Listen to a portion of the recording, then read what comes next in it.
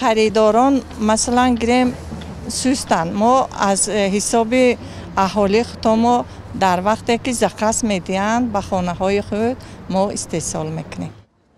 رزقی موسویوا از ناحیه اشت ولایت سوخت 50 سال است به هنرهای مردمی سر و کار دارد. در این نمایشگاه هنری دستی خود را منظور کرده امید دارد که شریکان تجارتی نوی را پیدا میکند. خریدار اگر شود ما برای برآوردن هنرمندا بسیارند هنر خود را صیقل میدهیم.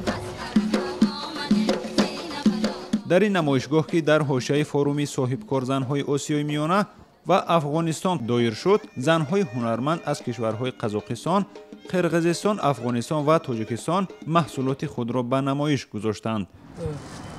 ایندیرا کاردوس پناهنده افغان مقیم شهر دوشنبه میگوید که به منظور افزایش خریداران محصولات دخترش تلاش میکند آن را هم برای مردم افغانستان و هم برای تاجیکان موافق تهیه کند. فعلا ما می صنایعی که امروز است کارهای تاجیکی هستند که ما به استایل افغانستان، یعنی دخت از افغانستان است، اما پاپر یک دخت تاجیکی است که رو ما با لباسهای خود زدیم که دو کشور یک جای کنیم، یعنی نصف از افغانستان نصف از تاجیکستان همبستگی را نشان میدیم.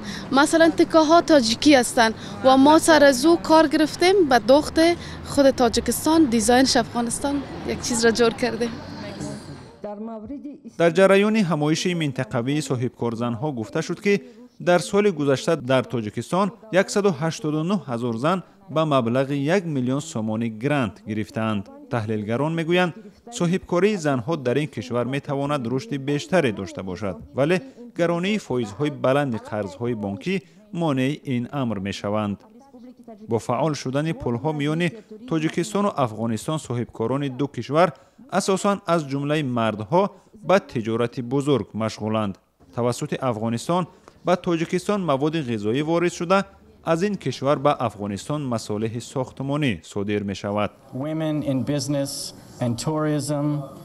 کوین کوورت، کاردار سفارت امریکا در تاجیکستان میگوید که در چنین وضع راه حل راه اندازی بازارهای نزد مرزی ضرور است.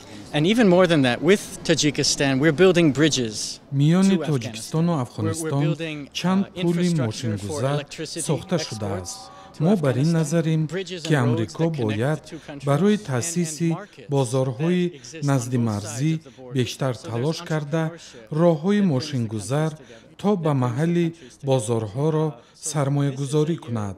در این بازارها باید زنهای صاحبکار با تولیدات خود تجارت کنند.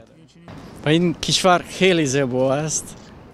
همایش نخستین صاحبکار زنهای آسیای مرکزی سال 2012 در شهر بیشکک برگزار شده. امسال به کار آن افغانستان پیوست و شرکت‌های برخی از کشورهای غربی نیز نماینده‌های خود را به این منظور به دوشنبه فرستادند. شادمان یتیم، اسکندر فیروز، آزادی دوشنبه.